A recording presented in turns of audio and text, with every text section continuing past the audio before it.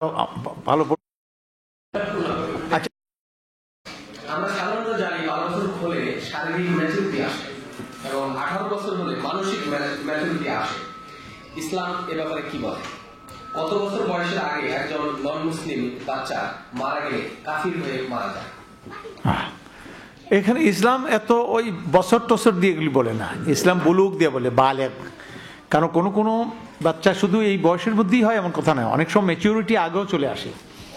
তার হরমোনের কারণে হয়, খাবার খাদ্যের মানের কারণে হয়, বড় লোকের প্রবলেম দেখা যায় আগেই বড় হয়ে যায়, বালেগও হয়ে যায়। আর গরিব মানুষের প্রবলেম দেখা যায় অনেক সময় ছোট, তার যেই প্রয়োজনীয় প্রোটিন তার গ্রহণ করা দরকার, খাদ্য ভিটামিন এগুলি সে কম পায় সেই জন্য। সুতরাং এখানে বালেগ হওয়াটা হলে মকসুদ। সাধারণত দেখা যায় 10-12 বছরের মধ্যে তার বলুক চলে আসে, এর বেশি সাধারণত যায় না, এর মধ্যে চলে আসে। জি আচ্ছা, হ্যাঁ, কি বলছে? কাফের হয়ে। সুতরাং বালেগ হওয়ার পরে যখন তার বুঝ হয়, সে ইমানে মুকাল্লাফ হয়। কারণ তখন বালেগের কাছাকাছি পৌঁছে, এজা বালাগু ফাদরিবুহুম ইজা বালাগু আশরা, তোমার বাচ্চাদেরকে মারো যখন তারা কত বছর বয়স হয়? 10 বছর। মানে হালকা মার দিতে বলছে, মানে ভয় দেখানো যে নামাজ পড়ো না কেন। তার মানে সেই বুলুগের বর্ডারে পৌঁছে গেছে। এখনো যদি তারা অভ্যস্ত না করা হয় তাহলে হবে না। তার মানে হচ্ছে সাধারণত এই 12 বছর যদি হয়ে যায় তাহলে বাচ্চা মোকাল্লাফ হয়ে যায়, ইমানের মোকাল্লাফ হয়। এর আগ পর্যন্ত সে নাবালেগ হয়। তবে সেটা এমন হতে পারে যে কেস টু কেস বাচ্চার এই বয়সে তার বোধ শক্তি তেমন আসেনি। সুতরাং আল্লাহ পাক লা ইউকাল্লিফুল্লাহু নাফসান ইল্লা উসআহা, তার সাধ্যের বাইরে তাকে কন্ট্রোল করবেন না। জি, দ্বিতীয় প্রশ্ন হচ্ছে, অনেকে মনে করেন আমি যখন চাইবো তখন বাচ্চা দেবো, অথচ ওনার স্বাস্থ্য সম্পূর্ণ ঠিক আছে, 2টা বাচ্চা আছে, তিনি মনে করেন আমার অ্যালার্জি নেই, অথচ ওনার হাজবেন্ড বাচ্চা চান, এটা কি তাকওয়ার খেলাফ নয়?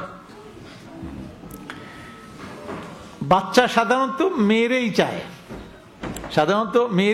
এই জন্য উইথড্রল প্রথা যেটা, এটা তো স্বামীদেরকে অনুমতি দেওয়া হয়েছে।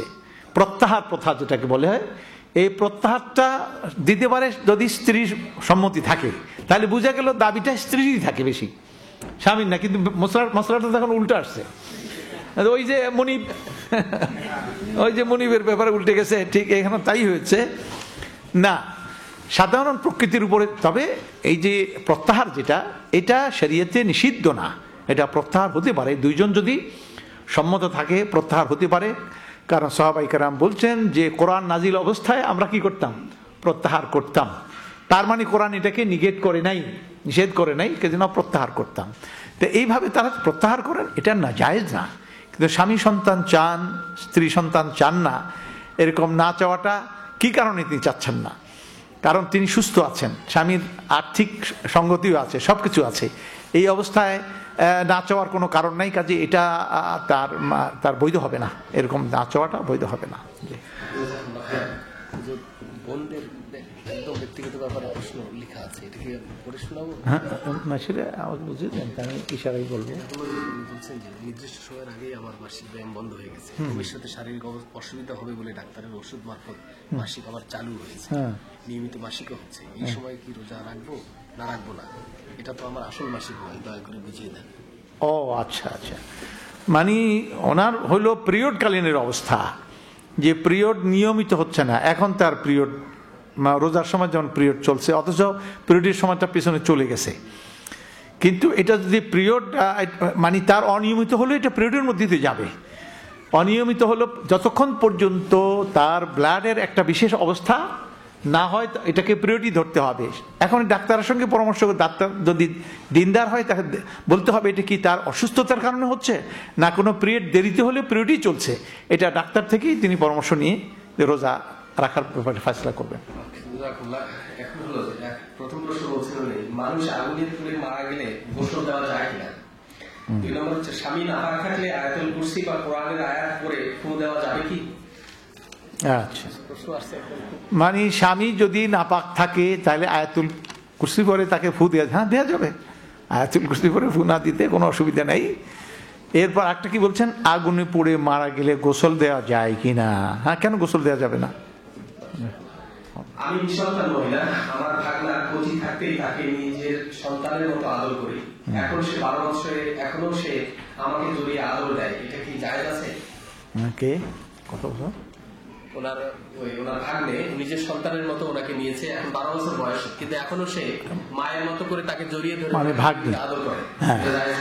না, এখান থেকে দূরে থাকতে হবে, এটা দূরে থাকতে হবে। দা মা ইউরিবুক ইলা মা লা ইউরিবুক, সাবধানতা, এটাকে বলা হয় বেটার দেন কিউর। কি ইংরেজিটা কি? হ্যাঁ, প্রিভেনশন বেটার দেন কিউর। কাজে প্রিভেন্টিভ মেজার আপনাকে বরং এখান থেকে দূরে থাকতে হবে। এখন সে বড় হয়েছে এবং এতে থেকে পৃথক করে দিতে হবে।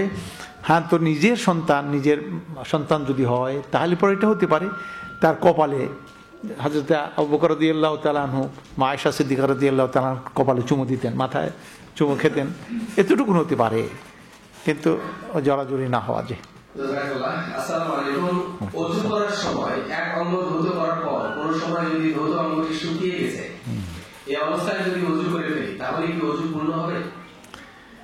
একদল আলেম বলতেছেন যে তাদের একটা অঙ্গ, আগের অঙ্গটা ভেজা থাকা অবস্থায় এটা ধুইতে হবে না, তার রুজু হবে না। এবারে শেখ ফৌজানের ওনার কিছু ব্যাখ্যা দেখলাম, এটা হলো কাপড় দিয়ে মোছা, এটা না, বরং এটা কি হয়ে যায়, শুকিয়ে গেছে, কোনো কারণে শুকিয়ে গেছে, সেই অবস্থায় যদি হয় তাহলে আলেমদের এক গ্রুপ বলছেন ওযু হবে না। তো সাবধানতা এটাই। আরেক দল বলছেন না, এটা কোনো ক্ষতির কারণ নাই, কারণ ওযুর উদ্দেশ্য ছিল ধৌত করা, ধৌতটা হয়ে গেছে। আর এখানে ধৌত যখন হয়ে গেছে, তার শুকিয়ে গেলে তার ওযু হবে না কেন? দুইটা কথাই দুইজনে যুক্তি দিয়েছেন, দুটা মত আছে। অতএব সাবধানতা এটাই যে ভেজা থাকা অবস্থায় ধুয়ে ফেলা। এরপরের প্রশ্ন হচ্ছে, আমার এক আত্মীয়ের মোটামুটি খাওয়ার পরার পর আর্থিক অবস্থা আছে, খাওয়া পরার মতো আর্থিক অবস্থা আছে, ওনার 8 মেয়ে, কিন্তু বিয়ে দেওয়ার জন্য অতিরিক্ত কোনো সেভিংস নেই, ওই মেয়েদের বিয়েতে যাকাতের টাকা দিয়ে সাহায্য করা যাবে কিনা?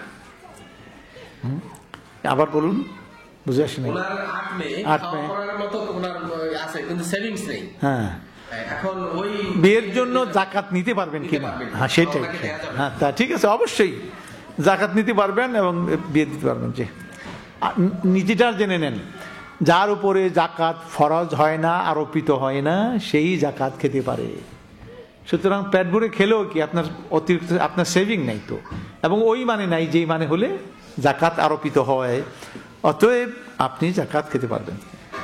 বন্ধের অসুস্থ অবস্থায় যে বোরকা, কার্ডিগান এগুলো পরা হয়, সেগুলো না ধুয়ে নামাজ হবে কিনা? কি অবস্থা? সিস্টারদের যে যখন অসুস্থ থাকে ওই বোরকা পরেন, হ্যাঁ, আর ওই বোরকাগুলো ধুইতে হবে কিনা পরবর্তীতে নামাজ পড়ার জন্য? যতক্ষণ পর্যন্ত তার এই বোরকাতে কোনো ময়লা লেগেছে এটা প্রমাণিত না হবে, এটা পবিত্র ধরতে হবে। সিস্টাররা যে ভুরু কাটেন, এটা কোন ধরনের, এটা কি ঠিক কিনা? এটা তাগয়িরে খালকিল্লাহ, ভুরু কাটা বা সাদা চুল উঠে ফেলা এগুলো নিষেধ করা হয়েছে। আর না মেসা অল মুতানাম্মিসা, হাদিসের মধ্যে লানত করা হয়েছে যারা এই ভুরু কাটে, ভুরু প্লাকিং করে আর কি, এটা তাগয়িরে খালকিল্লাহ। এই জন্য এটা আধুনিক আলেমদের মধ্যে কেউ কেউ এটা মত দেন, কিন্তু হাদিসের যে সেটা এটা ভুরু প্লাক করা যাবে না, এটা নিষিদ্ধ। যে আরেকটা প্রশ্ন আছে, আমরা শুনে থাকি পীর সাহেবের কাছে মানুষ বায়াত হয়, এটা কতটুকু শরীয়ত সম্মত? কারো কাছে বায়াত হইতে নিষেধ নাই, বায়াত মুতলাক না হইলে হলো, মানে একটা হলো অ্যাবসলিউট ফর্মে বায়াত হওয়া, মানে যা বলবেন তাই মেনে নিব, যেটা পীর সাহেবরা শিক্ষা দেয়, এটা হারাম, এটা করা যাবে না। পীর হোক আর জায়গা, আপনি মুরিদ, পীর সাহেব ইমামত করতেছেন, এখন পীর যদি ভুল করে আপনি কি করবেন? আপনি বায়াত করে আসছেন যে কিচ্ছু বলতে পারবেন না, পীরে যা কয় তাই, ভুল করলেও ঠিক। কাজেই এটা মুতলাক হবে না, তবে আপেক্ষিকভাবে কারোর কাছে যেটা বলা হয় যে হুজুর আমি মিথ্যা বলবো না, চুরি করব না, আমি নামাজ পড়বো, এই কথার উপরে বায়াত করতেছি, আপনি আমার নজরদারি করেন, এটা আপত্তিকর নয়। তবে আমাদের দেশে যে প্রথা, পীরগিরি যে প্রথাটা চলছে, এই প্রথাটার অধিকাংশই গোমরাহির মধ্যে আছে নানান কারণে, অতএব এই সিস্টেম থেকে দূরে থাকা ভালো। এরপরের প্রশ্ন হচ্ছে, আমি একজন আলিমের ওয়াজে শুনেছি যে উমরি কাজা নামাজ পড়তে হয়, উমরি কাজা নামাজের গুরুত্ব জানালে খুশি হব। আমাদের এই ব্যাপারে মত হচ্ছে যে নামাজ যদি আগে থেকে অভ্যস্ত না হয়ে থাকে, যখন থেকে অভ্যস্ত হয়েছে পিছনেরটা তওবার দ্বারাই মাফ হয়ে যাবে, আর যখন থেকে অভ্যস্ত হয় তখন থেকে নামাজ নিয়মিত পড়বেন, মাঝখানে ছুটে গেলে এটা কাজা করবেন। কথা কি বুঝে আসছে? যখন থেকে অভ্যাস হয়েছে। আর আগেরটা নিয়ে অনেকেই বলছে সে মুসলমানই হয় নাই, কেউ কেউ কাফের বলতেছেন, সুতরাং কাফেরের আবার নামাজ কি, এই ধরো বলেন।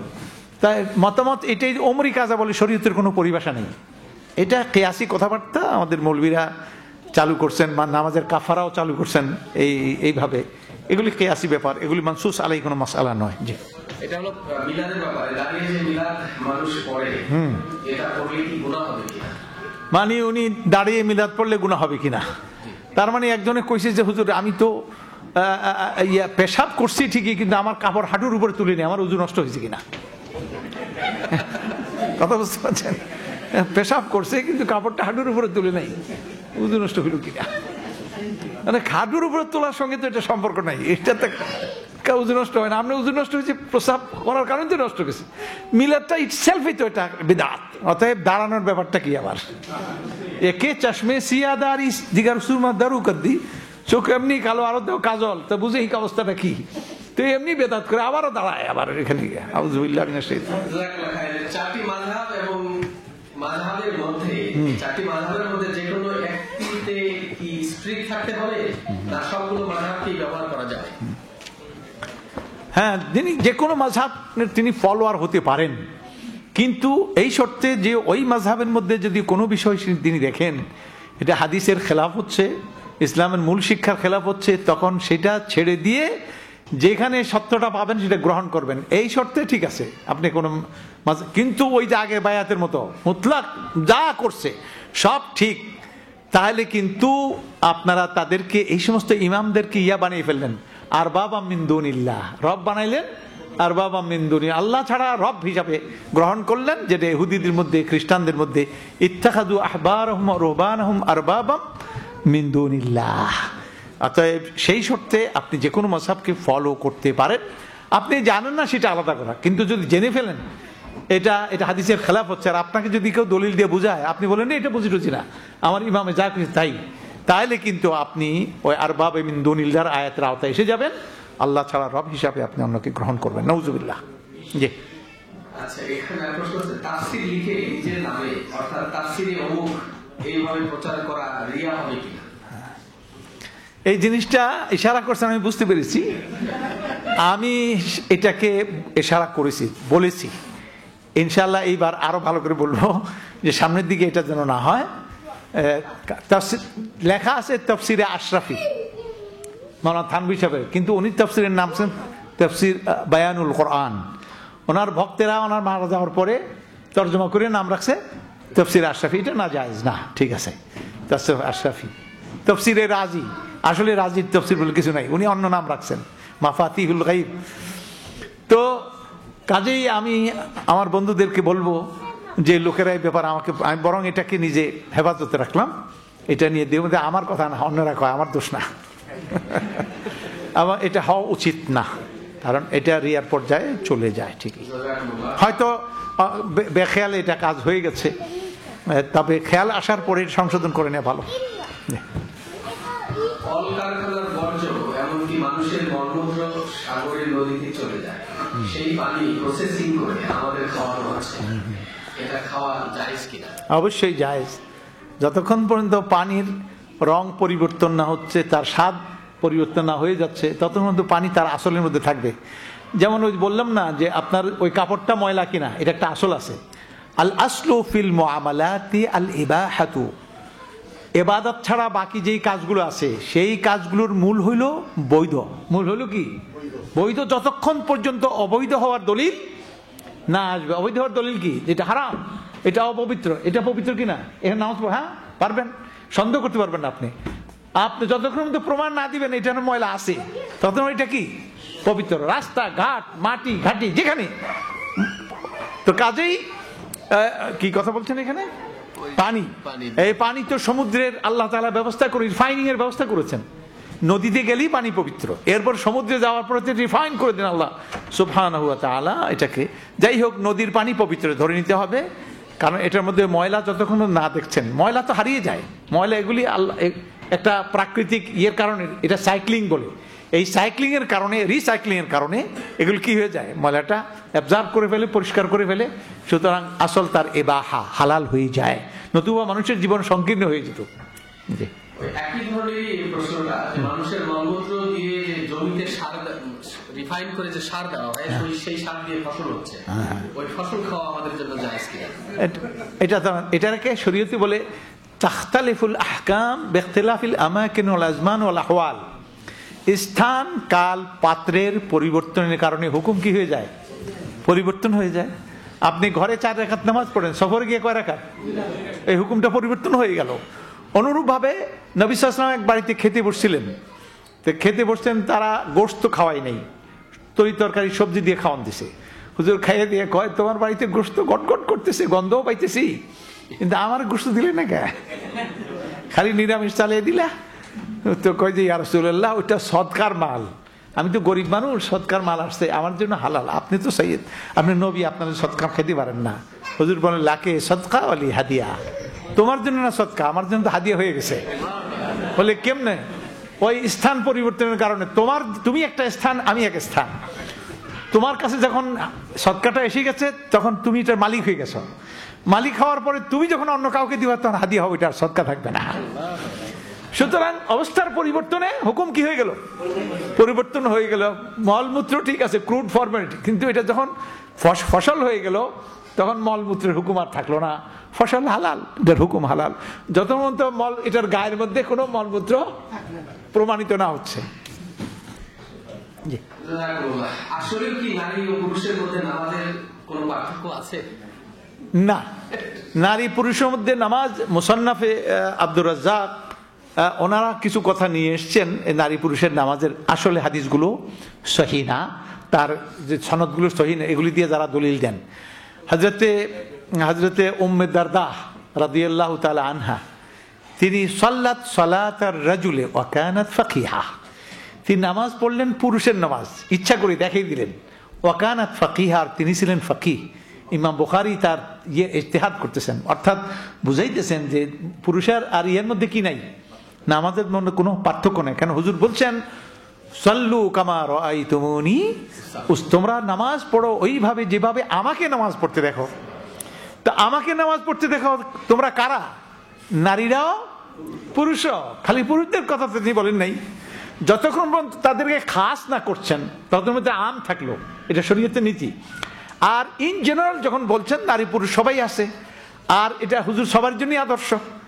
সুতরাং এই ক্ষেত্রে নামাজ যেটা হুজুর যেটা পড়ছেন এটা নারীর জন্য, পুরুষের জন্য। হ্যাঁ, তবে এখানে একটা জরুরি কথা আছে, মেয়েরা নামাজ পড়ার সময় হাত বাঁধে কোথায়, বুকে হাত বাঁধে, পুরুষরা নিচে বাঁধে না।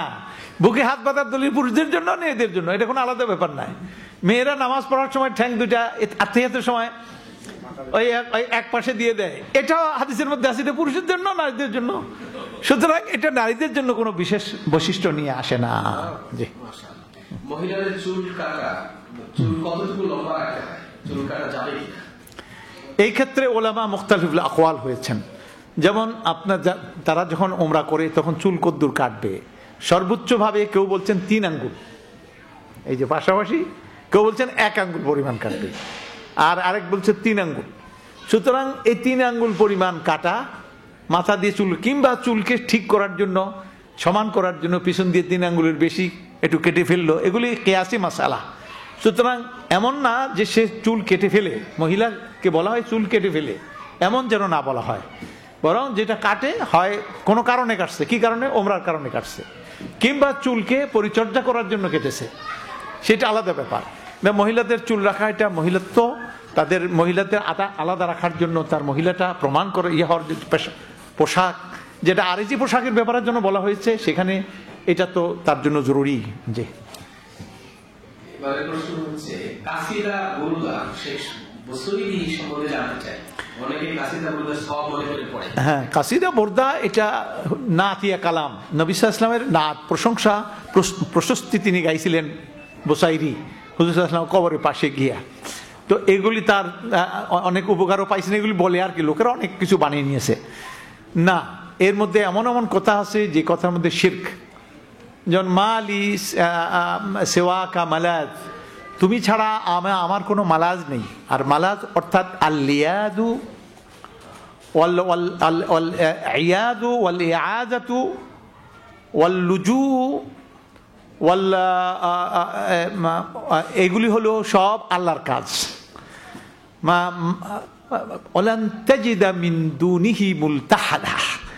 আল্লাহ ছাড়া তোমার পিঠ বাঁচানোর শেল্টারের কোনো জায়গা নেই, শেল্টার নেয়া একমাত্র আল্লাহ। সুতরাং এটাকে লিয়াজ বলে অথবা ইয়াজ বলে, যেমন আমরা ইয়াদু বিল্লাহ আউযু বিল্লাহ বলি, অথবা লুজু বলি ইলতাজা। সুতরাং এইগুলি কোনোটাই আল্লাহ ছাড়া কারোর জন্য বলা যাবে না। নবী সাল্লাল্লাহু আলাইহি ওয়াসাল্লাম ঘুমাইতে গিয়ে বলতেন আল জাতু যাহরি ইলাইক, আমার পিঠটাও আপনার নিরাপত্তার আপনার ইয়েতে দিয়ে শেল্টারে দিয়ে দিলাম। সুতরাং শেল্টার আল্লাহ ছাড়া আর কেউ কারোর নেওয়া যাবে না। উনি হুজুরকে শেল্টার হিসাবে উল্লেখ করেছেন। এই ধরনের শিরক এগুলি গুলু বলে, ফিদ্দিন গুলু। আহলে কিতাবকে বলা হয়েছে লা তাগলু ফি দীনিকুম, তোমরা গুলু করো না। নাসারারা গুলু করছে, হযরত ঈসা আলাইহিস সালামকে আল্লাহর বেটা বানিয়েছেন, নাউযুবিল্লাহ মিন যালিক। এইভাবে আমরা আমাদের নবীকে অনেকে এইভাবে গুলুর মধ্যে নিয়ে গেছি না।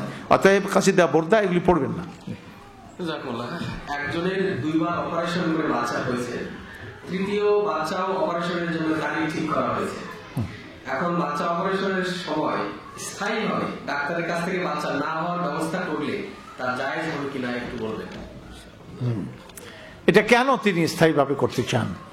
এটা যদি এমন হয় তার জীবনের ঝুঁকি হবে, আবার যদি তিনি কনসিভ করেন জীবনের ঝুঁকি হয়ে যাবে, এরকম কোনো কারণ যদি পড়ে, অথবা ক্যান্সার হতে পারে, এরকম কোনো বাস্তব কারণ থাকে, ডক্টর যদি এটা দিনদার ডক্টররা যদি এটা পরামর্শ দেন যেরকম হতে পারে, তাহলে তার জন্য এটা হতে পারে।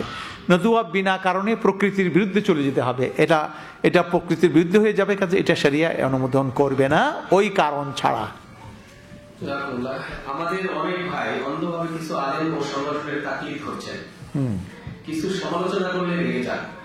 এরকম কোন দল বা আলেমকে অন্ধ সমর্থন করা যাবে কিনা? এই কথাটা আমরা আগে বলে দিয়েছি যে কাউকে অন্ধভাবে মানা যাবে না।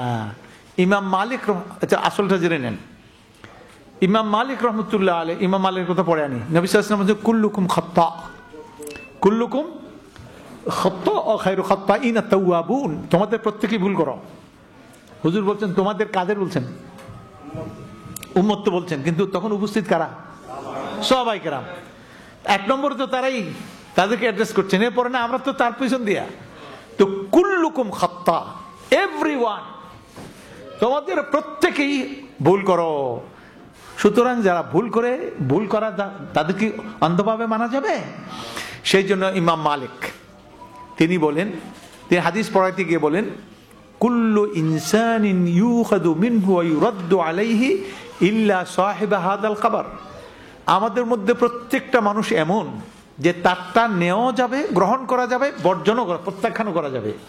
মানে গ্রহণ করা হবে দলিলের ভিত্তিতে, প্রত্যাখ্যান করা হবে দলিলের ভিত্তিতে। ইল্লা সাহিবা হাদাল কবর, একজনই আছেন এর আওতার বাইরে, তিনি হলেন এই কবরওয়ালা। তিনি হাদিস পড়াইতেন কোন জায়গায়? মসজিদে নববীতে। এই জন্য কবর ইশারা করেছেন ইল্লা সাহিবা হাদাল কবর। যখন কোনো কথা প্রমাণিত হবে এই কবরওয়ালা কইছে, তখন আর কোনো দলিল কিছু নেই, এটাই দলিল, আর কিছু চাওয়া যাবে না। এই জন্য হযরতে ইবনে আব্বাসকে একজন একটা মাসলা জিজ্ঞেস করছে, তিনি বললেন কালা রাসূলুল্লাহ, এই ব্যাপারে রাসূলুল্লাহ এটা বলছেন। ওই লোক কয় কালা তাকুলু কালা রাসূলুল্লাহ ওয়া কালা আবু বকর ওমর কাযা ওয়া কাযা, আবু বকর ওমর তো এই মাসলা এটা কইলো, আর আপনি কোন রাসূলুল্লাহ এই কথা কইছে? এই কথা বলার পরে ইবনে আব্বাস বললেন আমি দেখতে পাচ্ছি আসমান থেকে পাথর তোমার মাথায় কেবল পড়লো, এই খালি তোমার মাথায় বুঝি পড়তেছে পাথর, কারণ আমি কইতেছি রাসূলুল্লাহ কইছে। এরপরে কোন সাহসে তুমি আবার সামনে দিয়ে কথা কইতে পারলা আবু বকর ওমর কইছে? রাসূলুল্লাহর কথার মোকাবেলায় আবু বকর কে, ওমর কে? কথা বুঝতে পারছেন?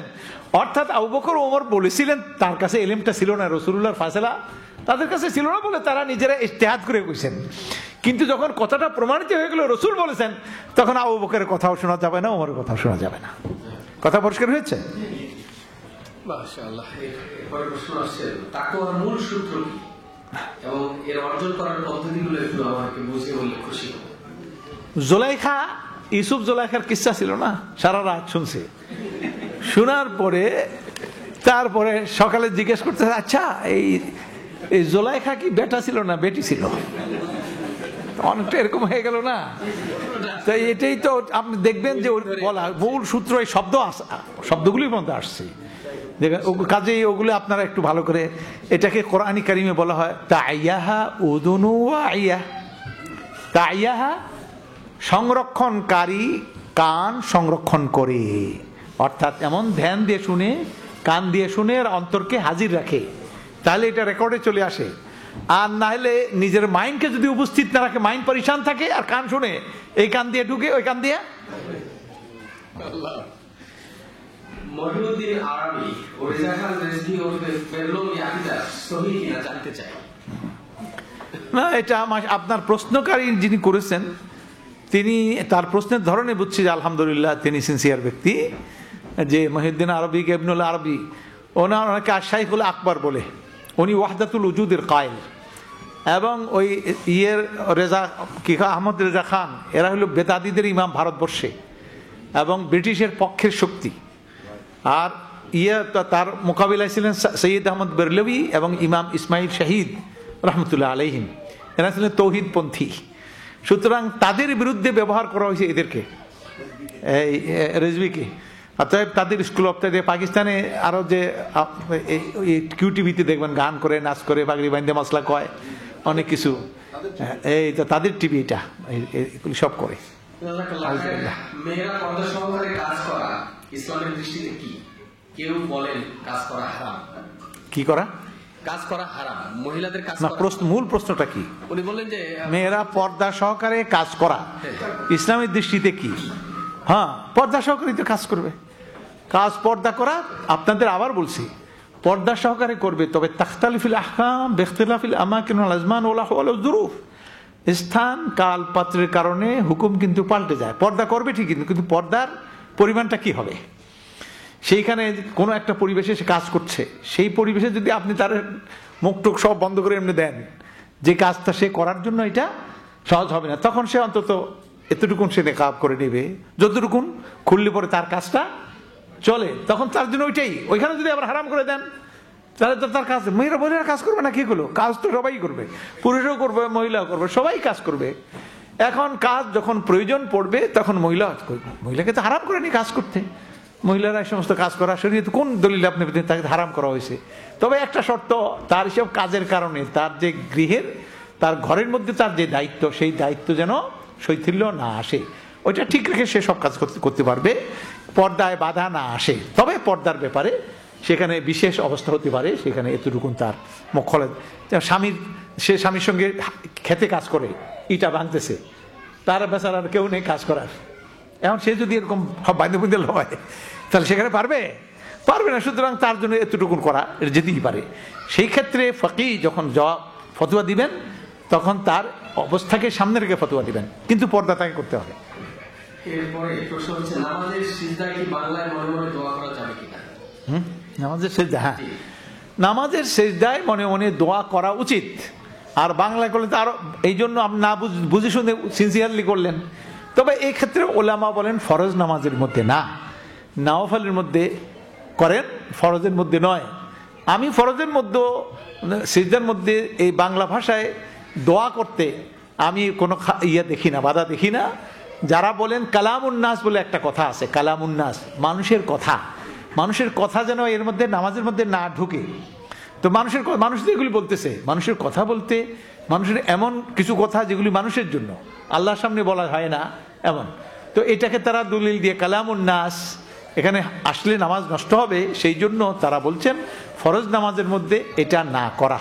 কাজেই আমি এই ব্যাপারে তাদের সঙ্গে ঠিক আছে, ফরজের মধ্যে না করেন, কিন্তু অন্য নামাজের মধ্যে আপনি সিজদার মধ্যে গিয়ে বলেন আল্লাহ আমার রোগ মুক্ত করে দেন, আল্লাহ আমার মেয়েটার বিয়ে হয় না তার ব্যবস্থা করে দেন, আল্লাহ আমার আখিরাত ভালো করে দেন, আল্লাহ আমার অভাব দূর করে দেন, এগুলি বলা ভালো।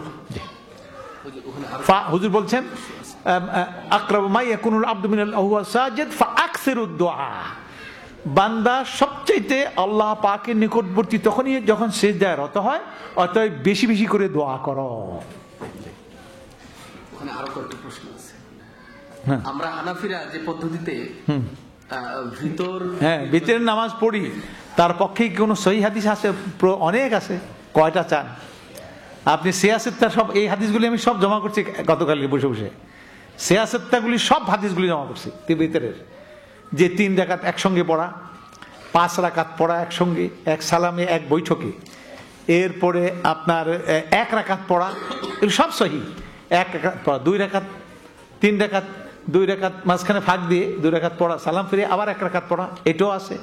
1 রাকাত শুধুমাত্র 1 রাকাত পড়া, এটাও আছে। 2 রাকাত পড়লেন না, আবার একসঙ্গে 5 রাকাত পড়া, এটাও আছে। এগুলি সিয়াসেত্তার মধ্যে প্রচুর। আর 3 রাকাতের হাদিস প্রায় সবগুলি হাদিসের মধ্যে পাওয়া গেছে। 3 রাকাতে হানাফিরা যেভাবে পড়ে এটাও আছে, ওটাও আছে। আমরা যেখানে এখানে বলতেছিলাম সেটা হলো ওই যে হাত তুলে যে মুনাজাত করা, হানাফিরা কোত্থেকে জানি না, হাত তুলে এগুলি আছে, কুনুত আছে, এইভাবে দোয়া করাটা আছে হাদিসের মধ্যে প্রমাণিত। সেই দোয়াটা করে যেই ফর্মে এটা করা হয়, সেই ফর্মে নিয়ে আসার জন্যই যে হাদিসের মধ্যে আছে 2 রাকাত আলাদা করে, 1 রাকাত এই করে এইভাবে দোয়া করা। সেজন্যই আমি এখানে বলেছিলাম যে আমরা ওই যে 3 রাকাত একসঙ্গে করে ওইভাবে দোয়ার ওই সিগাটা আবার পাওয়া যাচ্ছে না। সেজন্য আমি চাইছিলাম যে এটা ওইভাবে হোক যেভাবে সুন্নত অনুযায়ী হয়। কাজে এর মধ্যে বিভিন্ন মডেল আছে, ভিতরের বিভিন্ন মডেল। এই মডেলগুলো প্রত্যেকটাই সহি। আর খামাখাই যারা জানে না এরা এগুলি ফতোয়াবাজি করে। ওই যে একজন একটা ভিতরের ব্যাপারে লেখাও লেখছে পত্রিকার মধ্যে, নাউজুবিল্লাহ, চ্যালেঞ্জ ছুড়ে মারছে। ইন্নালিল্লাহ, আপনি পড়ছেন কদ্দূর? উনি মাজাহের হকের কথা, এই কথা বারবার দেখুন মাজাহের হক। আমি বলি দেখুন বুখারী, দেখুন মুসলিম, আপনি দেখুন তিরমিজি, দেখুন আবু দাউদ, দেখুন নাসাই, দেখুন ইবনে মাজাহ। আপনি কোনটা কইলেন, আমি কোনটা কইলাম? সিয়াসতটা দেখুন। কাজে ভালো করে পড়ুন, তারপরে দেখুন। মাজাহের হক একটা হানাফি মাযহাবের একটা কিতাব, ওর মধ্যে নানান কিভাবে নামাজ পড়বে এই বইটিতে দেখা যায় হানাফি মাযহাবের মতামতের পক্ষে কোরআন হাদিসের কোনো যুক্তি নেই। প্রশ্ন হচ্ছে যে ইমাম আবু হানিফা এসব মতামত কোথা থেকে তাহলে পেলেন? শেখ আলবানী বইয়ের মধ্যে আবু হানিফার সব কিছুকে নাকচ করেছে, কথা ঠিক না। এবং আবু হানিফার কথা উনি নানা জায়গায় উল্লেখ করেছেন। আবু হানিফার ছাত্রদের কারা এটার পক্ষে বলছে সেগুলি উল্লেখ করছেন। আপনি তো পুরোটা পড়েন নাই, আর নিচে হাসিয়াটা আনেন, ওই বেটারা খালি তর্জমা করে দিছে। আসল কথা তো উনি নিচের দিকে পাবেন, যে টিকাগুলির মধ্যে। টিকাতে প্রচুর কথা, এটা তো আমার কাছে আছে। টিকাতে উনি অনেক আছে, আবু হানিফার কোন ছাত্র কি বলছেন, এই বেটা কি বলছেন, ইমামের সঙ্গে ইখতিলাফ করে, এটা হানাফি মাযহাবে যেটা আছে সেটা উনি প্রমাণ করছেন। অথচ ওই কথাগুলি আনে নাই, খালি তর্জমা করে দিছে। কাজেই এই জন্য পড়তে হবে সিয়াসতটা পুরাই পড়তে হবে। কথা বলতে আপনার হাসিয়াও পড়তে হবে, টিকাও পড়তে হবে, তাই না? আপনি আলবানি কিগুলো আপনি বুঝবেন। হ্যাঁ, কোনো ব্যাপারটা তিনি যেমন এই যে নাভির নিচে হাত বাঁধা, এটা শুধু আবু হানিফা বলেন না, এটা ইমাম আহমদও বলছেন, কিন্তু হাদিসটা দুর্বল। এই জন্য আবু হানিফা আবার ইমাম আহমদুল হাম্বলা ওর বুকে হাত বাঁধতে বলছেন, ওইটাও বলছেন, এটাও বলছেন। যখন তিনি জানতে পারছেন এটা সহি, তখন আবার এই কথাটা বলে দিয়েছেন। তো ইমাম আবু হানিফা তো বলেই গেছেন, জান বাঁচে গেছেন, ইযা সাহাল হাদিস ফাহুয়া মাযহাবি। আমার রায়ের পরে যদি কোনো সহি হাদিস তোমাদের কাছে প্রমাণিত হয়ে যায়, ওইটাই আমার মাযহাব। সুতরাং ওরা কিন্তু এগুলি আবার কয় না, যারা এগুলি লেখে পত্রিকায়, এই উল্লুকেরা আবার ওগুলি কয় না। আপনার কাছে একটা আবেদন রাখতে চাই। আপনি কোরআনের আয়াতসমূহ অথবা দোয়াসমূহ খুবই সহজ এবং সুন্দর ভাষায় অনুবাদ করে বোঝান, আলহামদুলিল্লাহ। আমার অনুরোধ হলো, আপনি যখন আগামীতে লন্ডন শহরে আসবেন, তখন আমরা কর্মী ভাই বোনদের জন্য একটা আরবি কোর্স করবার জন্য প্ল্যান নিয়ে আসবেন, যাতে আমরা সহজ ভাষায় আমরা কোরআন ব্যাপারে উপকৃত হতে। মানে এমন ভাবে দোয়া করবেন যেন আমরা আরবি সঙ্গে সঙ্গে শিখে ফেলতে পারি।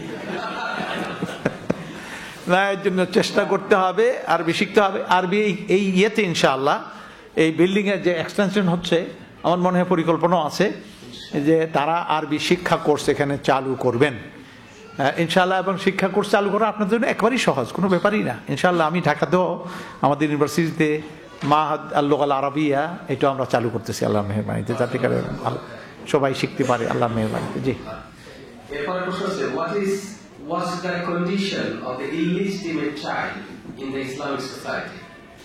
মানে একটা সন্তান জন্ম নিয়েছে যেটা অবৈধ, এই সন্তানের ইসলামিক সমাজে তার অবস্থানটা কোথায়? ইসলামী সমাজে সন্তান হিসাবে এই সন্তান যার ঘরে জন্মগ্রহণ করলো, যদি বাবা ওই বাড়ি, অবৈধ সন্তান 2 রকম, হলো বাবা থাকাওয়ালা না থাকাওয়ালা। বাবা আছে, বিবাহিত মায়ের ঘরে এই সন্তান অবৈধ সন্তান হয়েছে, তাহলে সন্তান তার বাবার সন্তান হিসাবে প্রমাণিত হবে। তবে এই মা পাথর মেরে তাকে মিশিয়ে দিতে হবে, বুঝে আসছে?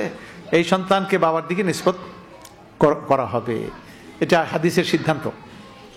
আর যদি ইয়ে না থাকে, কি বলে, বাবা মানে বিবাহিত কুমারী মা, তখন সেই ক্ষেত্রে তার মায়ের দিকে সে তাকে তার নিষ্পত মায়ের সন্তানই বলতে হবে, কিন্তু তাকে দুনিয়া থেকে মেরে ফেলতে হবে বা তার সমাজে স্বীকৃতি দেওয়া হবে না তা নয়। তার লালন পালন করতে হবে, তার মানুষ হিসাবে রাইটসগুলি সব স্বীকৃত হবে। সেটা ওই হাদিস দ্বারা প্রমাণিত হয়েছে। ওই যে গামেদিয়া রাদিয়াল্লাহু তাআলা আনহাকে হুজুর সাল্লাল্লাহু আলাইহি ওয়াসাল্লাম রাজম করলেন না যতক্ষণ পর্যন্ত শিশু ভূমিষ্ঠ না হলো, ভূমিষ্ঠ হওয়ার পরে যতক্ষণ দুধ না ছাড়লো, তার মানে কি তার বাঁচার অধিকার তাকে দেওয়া হলো। সত্যতা প্রমাণের জন্য কেউ যদি কোরআন মাথায় নিয়ে কসম করে, এতে কি গুনাহ হবে কিনা? হ্যাঁ, মানে কথা যদি সত্য হয় আর কোরআন মাথায় নিয়ে হাত ধরে কসম খায়, তাহলে এটা কসম হবে এবং এটা গুনাহ হবে না, অপরাধ হবে না।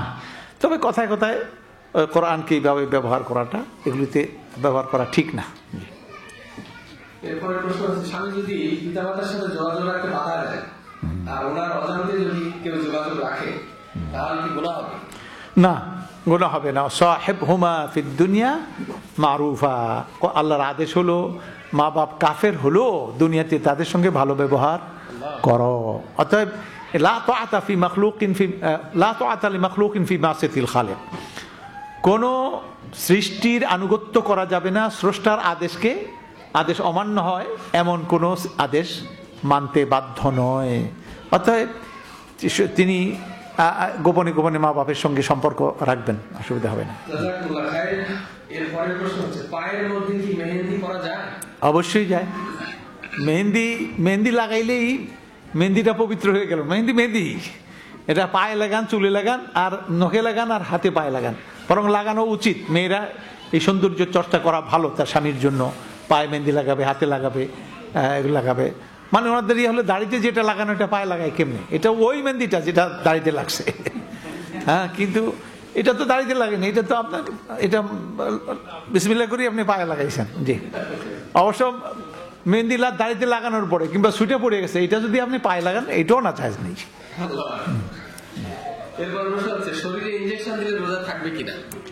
ইনজেকশন দুই প্রকার। একটা হলো তার গ্লুকোজ তাকে পুশ যদি করা হয়, কিংবা মুগাজ্জি তার গেজা হিসাবে তাকে এটা দেওয়া হয় এবং তার লিভারে বা কি বলে তার পাকস্থলিতে পৌঁছে যায়, তাহলে এটা রোজা নষ্ট করবে।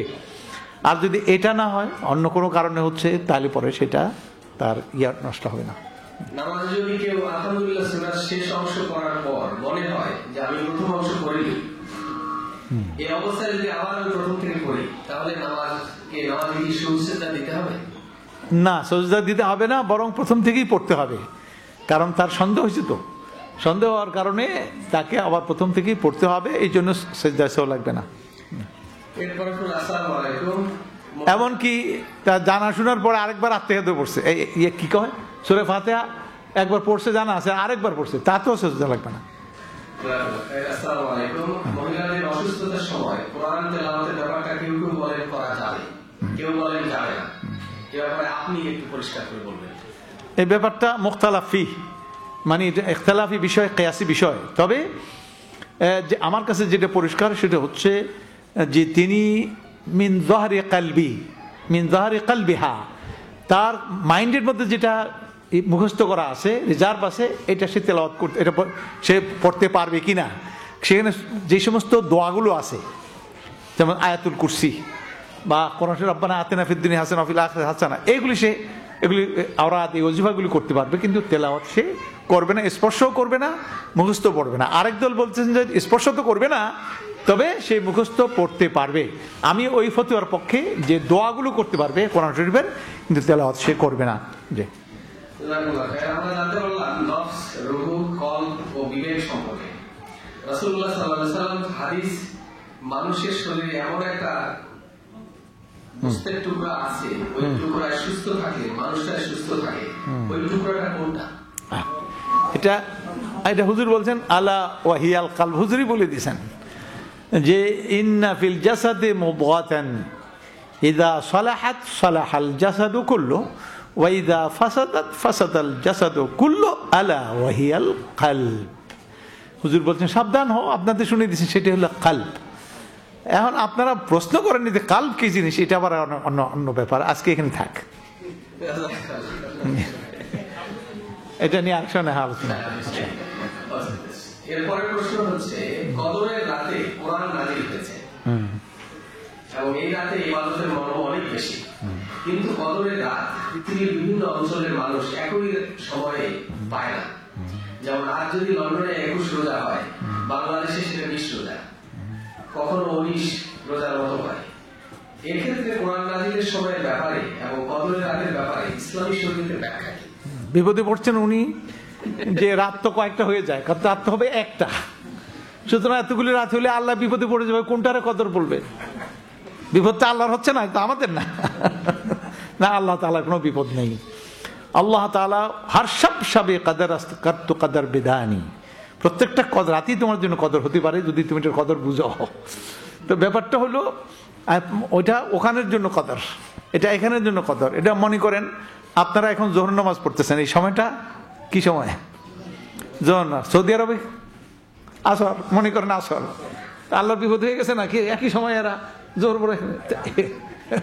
না, কোনো কারণ নাই, ওইটা ওই সময়ের জন্য, এটা এই সময়ের জন্য, মনে রাখতে হবে। জি, মাশাআল্লাহ। এরপরের প্রশ্ন হচ্ছে, কোন সংস্থা বলে যাকাত এবং ফিতরা যে দেশে থাকে সেখানেই সেই এলাকায় বিতরণ করতে হয় এবং এটা ফরজ।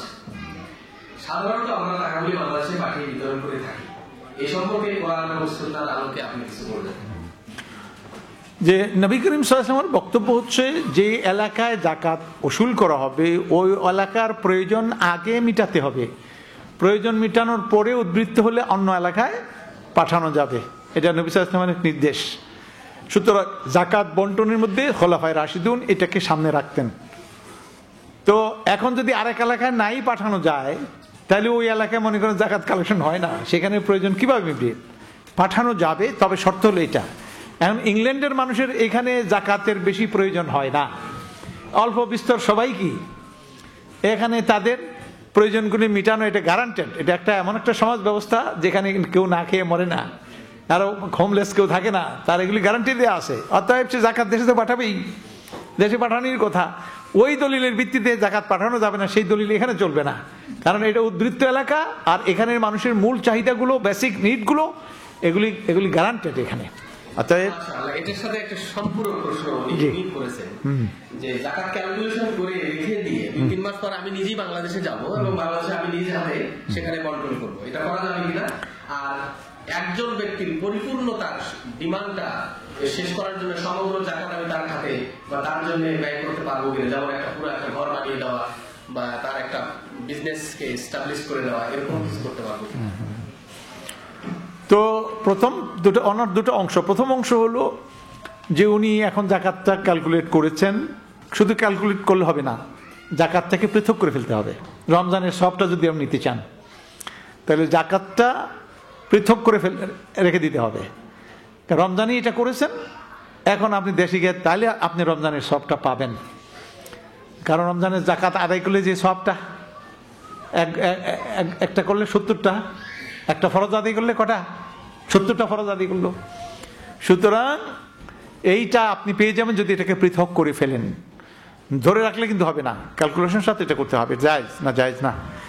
তারপরে 2 নম্বর প্রশ্ন হচ্ছে, কাউকে এই পরিমাণ জাকাত দিয়ে তার বিশেষ কোনো একটা প্রয়োজন পূরণ করার জন্য, বরং এটাই বেশি হওয়া উচিত।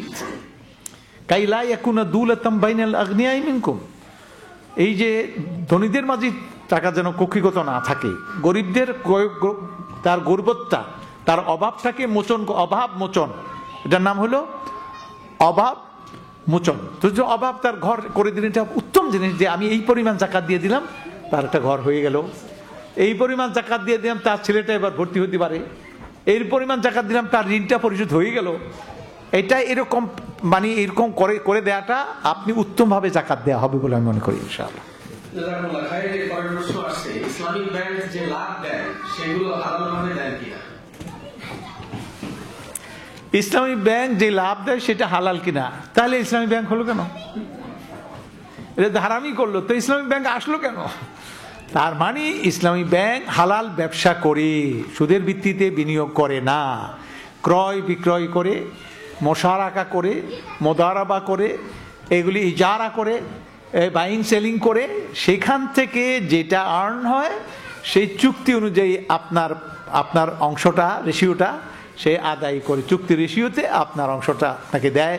অর্থাৎ এটা বৈধ। হ্যাঁ, এই ব্যাংকিং করতে গিয়ে কোনো কোনো ক্ষেত্রে শরিয়া পারফর্ম হয় না, শরিয়া ঠিক মতো হয় না, তো সেই হিসাবগুলোকে শরিয়া কাউন্সিল থেকে অডিটররা থাকে, এগুলি হিসাব করে ওইগুলিকে অবৈধ করে বলা হয় যে এগুলো অবৈধ।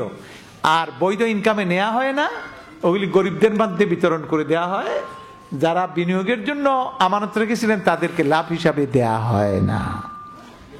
প্রশ্ন আসছে, এখানে আসছে, মহিলারা রেডিওতে ইসলামিক আলোচনা রাখতে পারবেন কিনা?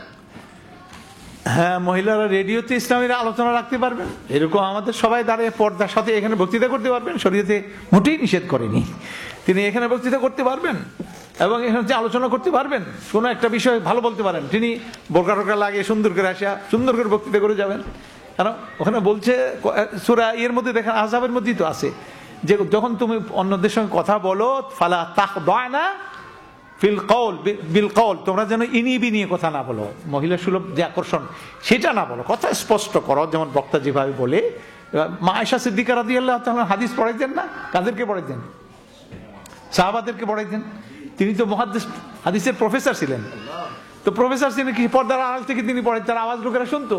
মাসরুক, তার মধ্যে মাসরুক বড় একজন মুহাদ্দিস, উনি ওনার সরাসরি ছাত্র, পর্দার আড়াল থেকে শুনতেন। আপনি দেখলেন আন মাসরুক, বুখারী পড়লে যে কোনো ইয়ে পড়লেই দেখবেন মাসরুককে, হযরত আয়েশার ছাত্র। এরপরে সাহাবারা অনেকে তার থেকে রেওয়ায়াত করছেন, কিন্তু আবু হুরায়রা 1 নম্বরে, তিনি হলেন 2 নম্বরে হাদিস শাস্ত্রের প্রফেসর হিসাবে। তো তিনি কি মারিফতিভাবে করতেন না শরীয়তিভাবে করতেন? তিনি আওয়াজ শুনতো, লোকেরা আওয়াজ আড়াল থেকে, পর্দার আড়াল থেকে করতেন। কিছু কিছু প্রশ্ন আসছে আসলে পড়াও যাচ্ছে না, লেখাটার মধ্যে এটা আমরা পরে যেটা পড়তে পারেন না। হ্যাঁ, শেষ হয়ে যায়। হাদিসে আছে মহানবী সাল্লাল্লাহু আলাইহি ওয়াসাল্লাম মিরাজ থেকে আসার পর 5 ওয়াক্ত নামাজ ফরজ করা হয়েছে। এর আগে নবী সাল্লাল্লাহু আলাইহি ওয়াসাল্লাম যে নামাজ পড়তেন, এই নামাজ কত ওয়াক্ত, কত রাকাত তিনি পড়তেন? এর আগেও তিনি নামাজ পড়তেন। শুনেই আমাদেরকে অ্যাডভান্স হতে হবে, আমরা ব্যক্তিগত বা প্রোডাক্ট, হ্যাঁ না প্রোডাক্ট না, এটা ওটা প্রোডাক্টই তো, এটা প্রোডাক্টই মিন করেছে। হ্যাঁ, ওটা কি জানি একটা দিয়ে মানে আধুনিক আমি বুঝছি, কলপ লাগানো জায়েজ আছে কিনা, মেহেন্দি ছাড়া অন্য কিছু দিয়ে কলপ দিতে পারবি কিনা, ওলামা মুখতালিফুল আকওয়াল। একদল বলছেন জায়েজ, আর একদল বলছেন না জায়েজ। আমরা না জায়েজের পক্ষে যাই, কারণ হাদিসের এটার মধ্যে শক্ত ভাষাই আছে। তবে বিশেষ বিশেষ ক্ষেত্রে আবার জায়েজ, যেমন বউ দাড়ি রাখলে, কালো রাখলে পরে বউ খুশি থাকে, লোকটা একটু বয়স্ক হয়ে গেছে, তাহলে পরে ওলামা বলছেন যে ঠিক আছে, বউরে রাজি রাখো, অসুবিধা নাই, এই ক্ষেত্রে অনুমতি দাও। যুদ্ধের মাঠে নিজকে মুজাহিদ যদি বুড়ো দেখা যায়, সেখানে কলম লাগিয়ে করো। এমনিভাবে বিশেষ কোনো কারণে শত্রু থেকে নিজেদেরকে হেফাজতের জন্য, এইভাবে ক্যামোফ্লেজের জন্য, এইসব ক্ষেত্রে এগুলো জায়েজ ওলামা বলছেন। তবে সাধারণভাবে নয়, নিজের খায়সাতের কারণে অন্য কলপ না নেয়া, বরং আপনি দিতে চান, হুজুর বলছেন যে মেহেন্দি দিয়ে করো। এক সাহাবী মেহেন্দি লাগাই আসছেন হুজুরের সামনে, হুজুর বললেন আহসান, সুন্দর। আরেকজনে আবার কতম হলো খয়েরি রঙ, ওটা ওটা মিক্স করেছিলেন, কাতাম এই রঙ, এতে দাড়ির রঙটা আরো সুন্দর হয়েছে। হুজুর বললেন আহসান মিন যাক, এটার চাইতে ওটা সুন্দর, ওটার চাইতে এটা বেশি সুন্দর। কথা বুঝতে পারছেন? সুতরাং মূল এটা হলো মেহেন্দি রংটা, মেহেন্দিটা।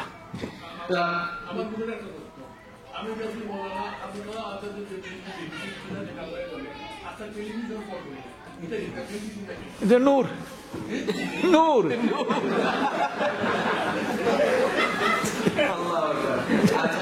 এরপরের প্রশ্ন হচ্ছে,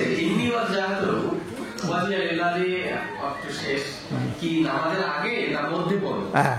না, নামাজের আগে এই ধরনের দোয়ানের, নামাজের মধ্যে এই ধরনের একটা ইয়া আছে, এটাকে বলা হয় সানার মধ্যে আসছে। জি, আরো কয়েকটা প্রশ্ন আছে। তারাবির নামাজে সুবহানাল্লাহি নূর কি যে না, এটার কোনো দলিল নাই, বরং এটা সিজদার রুকুর মধ্যে এই ধরনের একটা ইয়া আছে, ছিল সুবহানাজিল জালালি ওয়াল ইকরাম, সুবহানাজিল আযামাতি ওয়াল হাইবাতি ওয়াল কুদরতি ওয়াল কিবরিয়া ওয়াল জাবারুত, সুবহুন কুদ্দুসুন রব্বুল মালাইকাতি ওয়া রব্বুল মালাইকাতি ওয়ার রূহ।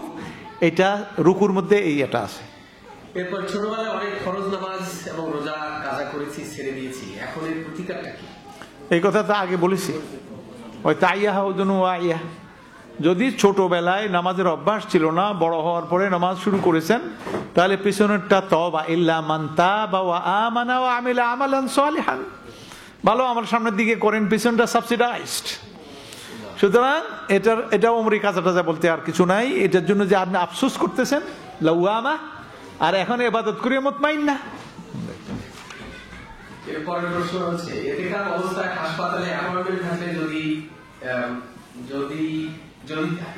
হাসপাতালে অ্যাপয়েন্টমেন্ট থাকে তাহলে ইতিকাফ নষ্ট হবে কিনা? যদি সেখানে চলে যায়, অ্যাপয়েন্টমেন্টে যদি চলে যায় ইতিকাফ অবস্থায়, হাসপাতালের অ্যাপয়েন্টমেন্টে যদি চলে যায়, তাহলে ইতিকাফ নষ্ট হবে কিনা? অবশ্যই নষ্ট হবে, কিন্তু সেখানে এমন ব্যাপার যদি হয়, আরো কিছু সাথে অ্যাপয়েন্টমেন্ট চেঞ্জ করলে 4 মাস পিছিয়ে যাবে এবং 74 বছর বয়স্ক ব্যক্তির জন্য ঝুঁকির কারণ হবে। হ্যাঁ, তাহলে আপনি এতে করবেন না, এতে তার ফরজ না, আপনি ওইটাই না ফরজ, আপনার যেটা মনে করেন কষ্ট হয়। কাজে শরীয়ত তো আপনার সুযোগ দিয়ে রাখছে। হ্যাঁ, এতেকাফ যে আপনি করতে পারলেন না, যে আফসোস করলেন, এই আফসোসে আল্লাহ এতেকাফের সওয়াব মোতাকিফ আন্নার বলা হবে না, কিন্তু সওয়াবটা তো দিয়ে দিবেন। আপনি যে নিয়ত করছিলেন সেই নিয়তের ওয়েটেজ পেয়ে যাবেন আপনি। প্রশ্ন আরো কিছু আছে, এগুলো আসলে জিনিসগুলো অনেক সময় জিনিসগুলো কন্ট্রাডিক্ট, বোঝাও যাচ্ছে না ক্লিয়ার। পড়েন, আমি দেখি ঠিক করতে পারি কিনা। এখানে কোরআন তেলাওয়াতের পর বুঝছি, হ্যাঁ, মানে কোরআন শরীফ তেলাওয়াতের পরে কেউ যদি সাদাকাল্লাহুল আযীম বলে, এটা ঠিক কিনা? মুহাক্কিকিন না, সুন্নত নাই। মুহাক্কিকিনরা শেখ ইবনে বাজ টাইপের আলেমরা যারা মুহাক্কিক ছিলেন, তারা নিষেধ করতেন, এটা আল্লাহর কিতাবের মধ্যে তোমরা বাড়িয়ে বলো কেন? এই তা আমরা লা বাস বলি, তবে না পড়লেই মনে হয় ভালো। কোরবানি কি এদেশে দেওয়া যাবে নাকি গরিব কোনো দেশে দিতে হবে? কোরবানি আপনি যে কোনো জায়গায় দিলেই হলো, দেশে পাঠিয়ে দেন, এইখানে দেন, যেখানে দেন, আপনার কোরবানি আদায় করলেই হয়ে যাবে। তবে এইখানেও তো কোরবানির গোশত খালি গরিবদের না, কোরবানির গোশত আসলে বন্ধু বান্ধব, জামাই, বেয়াই, এগুলো নিয়ে একটু খেতে হয়, কারণ রান পাঠিয়ে দিতে হয়, মোল্লার জন্য কল্লা পাঠাইতে হয়। এগুলি যদি ওই দেশে করতে হয়, তাহলে এগুলি করবেন কেমনে? তাহলে বেটার হলো আপনাদের জন্য সুবিধা, একটা কোরবানি এখানে, একটা কোরবানি দেশে, তাহলে একটু বেশি ভালো না? আল্লাহ মসজিদ না ওয়ালা তানকুস না, আল্লাহ বাড়িয়ে দেন, কমিয়ে দিয়েন না, কাজেই বাড়ানো হচ্ছে তো ভালো।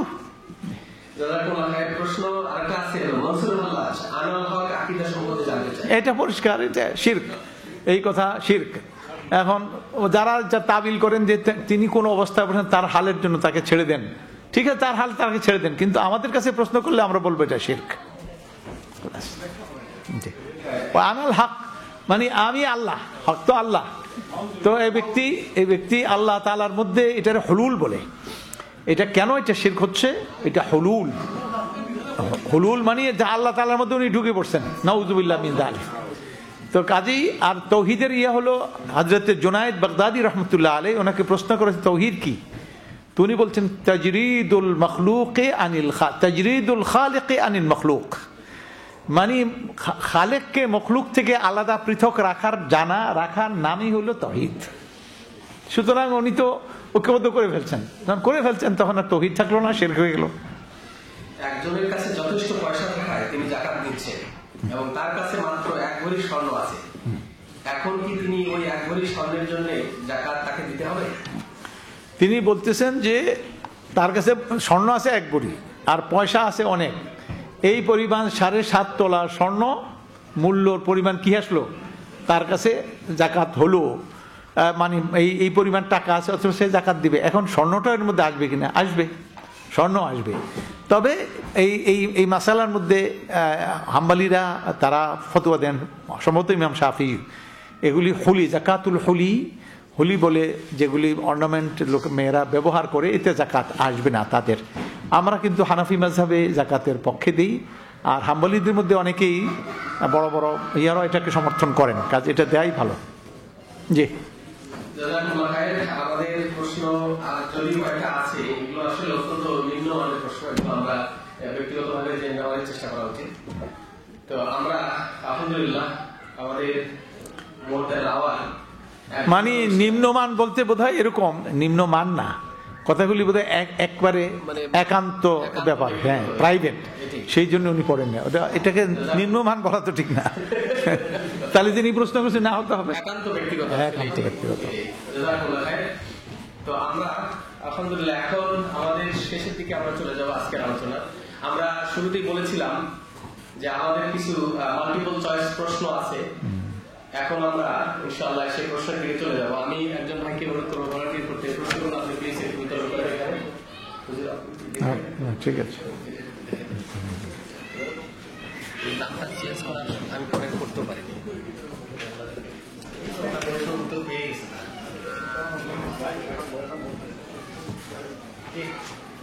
বলে রাখি আপনারা এই প্রশ্নগুলো বলতে দিয়ে দেন।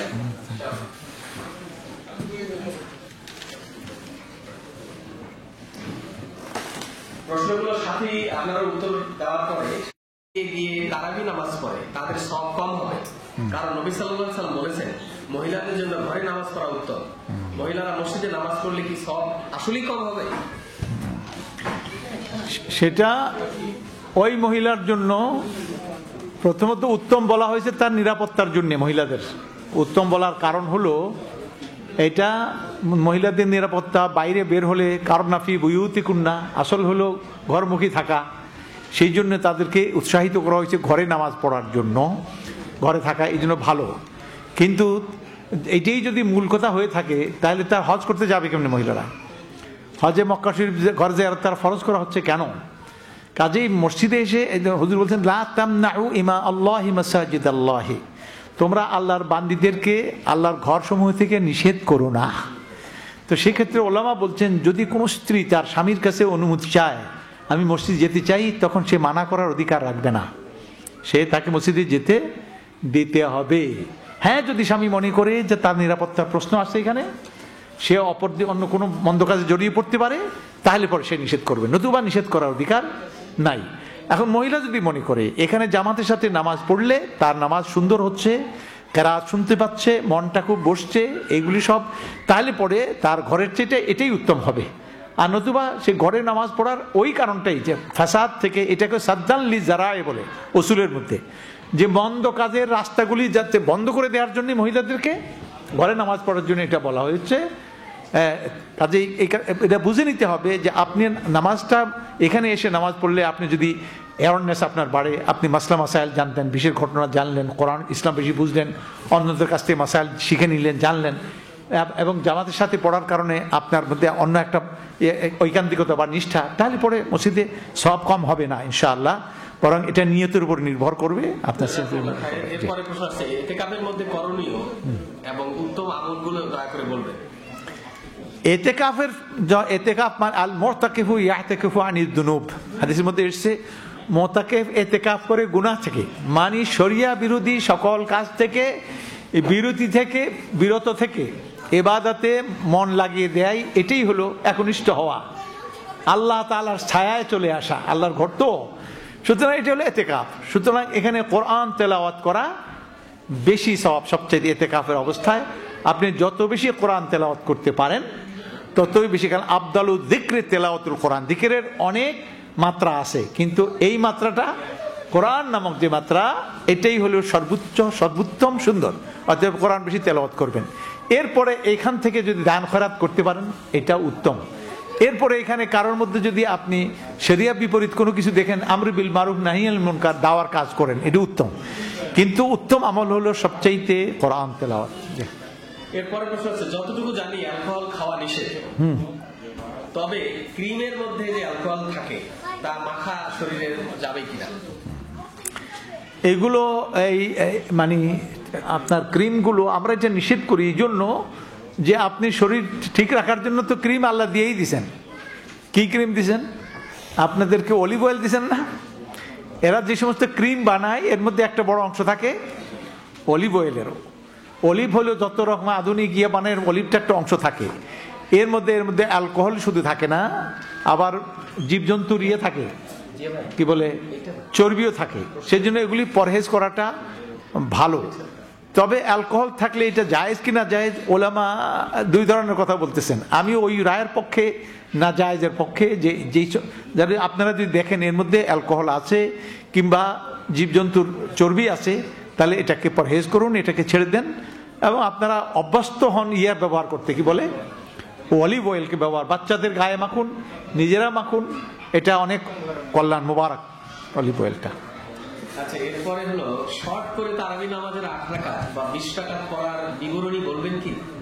8 রাকাত নিয়ে যে অনেক মতভেদ আছে, 8 রাকাত পড়া জায়েজ কিনা? 8 রাকাতও জায়েজ, 20 রাকাতও জায়েজ। এখন আপনি দেখেন কোনটা পড়লে আপনার কাছে ভালো লাগে, আপনার ইতমিনান বেশি আসে। 20 রাকাত হারামাইনে 20 রাকাত হয়। 20 রাকাতের ব্যাপারে আবু হানিফা, ইমাম আহমদ ইবনে হাম্বলের এক রায়, ইমাম শাফিঈ যায়, তিনজন এই ব্যাপারে 20 রাকাতের ব্যাপারে এক রায়, দুইজনই। ইমাম শাফির মত আছে, আহমদ ইবনে হাম্বলের মত আছে, আবু হানিফা